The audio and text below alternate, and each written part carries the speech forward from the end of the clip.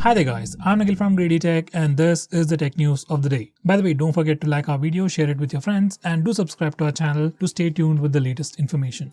First, we have news from OpenAI. OpenAI has unveiled a new text-to-video language model called Sora. Now, this has not been officially announced. It's still in its testing phase. They call it the Red Teamers, where the product is still being tested, but at least right now, the results look pretty amazing. Like, first we had ChatGPT, which was a chat-based AI. Next, we have DALL-E, which can convert text to photos or pictures, and now we have Sora, which can convert text to videos. They're not just random videos, they look very authentic and they can be scaled up to 60 seconds, and the footage quality is also amazing.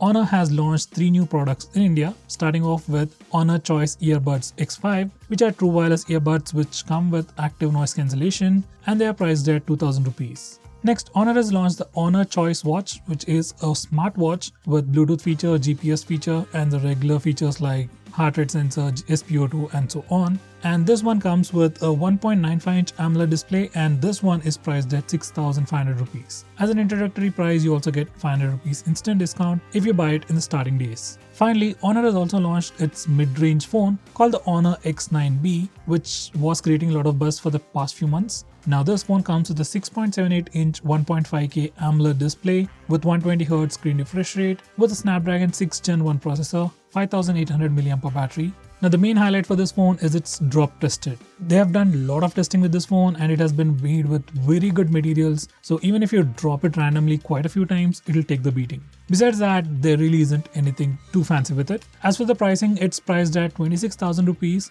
for the base variant, which comes with 8GB of RAM and 256GB of storage. You also have bank offers, instant discounts and all, but personally, I don't think it's that worth it. Well, if you're looking for a phone with premium design, build, that curved display thing, and you don't care about performance, you're not gonna play games like PUBG or Genshin Impact on it, then yes, Honor X9B is a pretty good looking phone, especially with that drop protection. Let me know if you're interested in this phone by commenting below this video.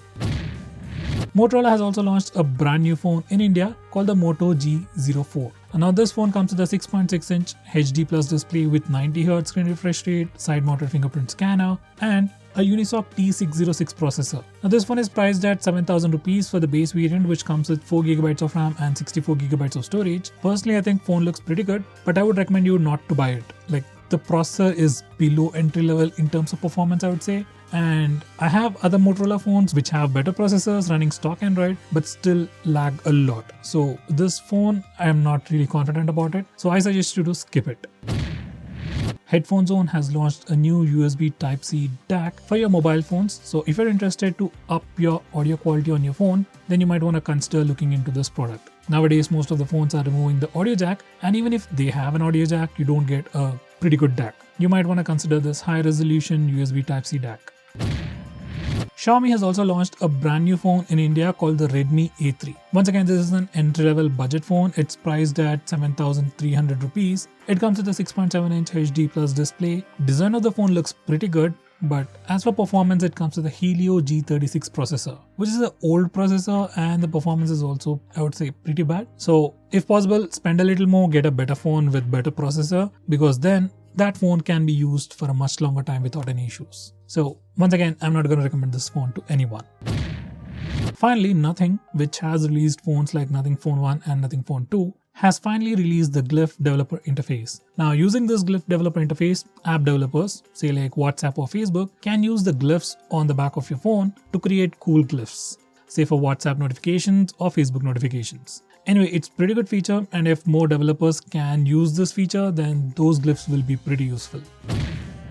Now for some Q&A. Here's a question. Bro, I'm interested for the upcoming Pixel 9 series phone and iPhone 16 series. I want to see the AI capabilities of both features and would like to compare both of them after their launch. What do you think? Okay, if you're asking me to make a video, I'll definitely make it. If you're asking for my suggestion, here we go. Now, Pixel has already done a lot in terms of AI. They started off with Bard, then we had Gemini, which was 1.0, and just today we have another news which says Google has launched Gemini 1.5. So Google is way ahead when it comes to using AI, and I don't think Apple is gonna bring out something too drastic in the near future. Anyway, Apple might be slow at doing things, but it'll definitely do pretty impressive stuff. So once again, once Apple brings some AI features, one, they'll be looking cool and they'll have a lot to do with the Apple ecosystem, which is not available on Android. So once again, you consider the latest Pixel flagship and the Apple flagship. It'll come down to Apple's ecosystem, what are the Apple products you have, and once again, it'll be the same old question between Android and iOS.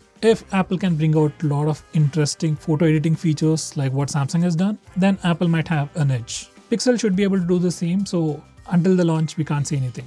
At least for now, I'd say don't consider AI features when you look at the upcoming Pixel and iOS phones. Maybe 2 years down the line, you might be able to see some interesting AI features, but this year or probably even the next year, there isn't going to be anything majorly drastically different. Next, we have a question about the iQOO 12. So someone's asking about whether how is NFC. I saw you didn't cover that topic. I was waiting for that for the whole video. Sorry for that. So can it be only used for payments? Can we store cards with it? Well, as of now, I tried to store just my credit card and it worked without any issues. At least as of right now, I didn't see any other options to save, see like your driving license or any other thing like that. So at least as of right now, we can use the NFC for storing your debit cards, credit cards, and you can also make contactless payments. That works really well. So guys, that's all the news I have for today. I hope you like this video. If you have any interesting questions, do comment below this video or any of our latest videos. We'll get back to you immediately and also post the interesting questions in a video like this. If you like this video, hit the like button. If you don't, hit the dislike button. Share this video with your friends and do subscribe to our channel. Bye bye.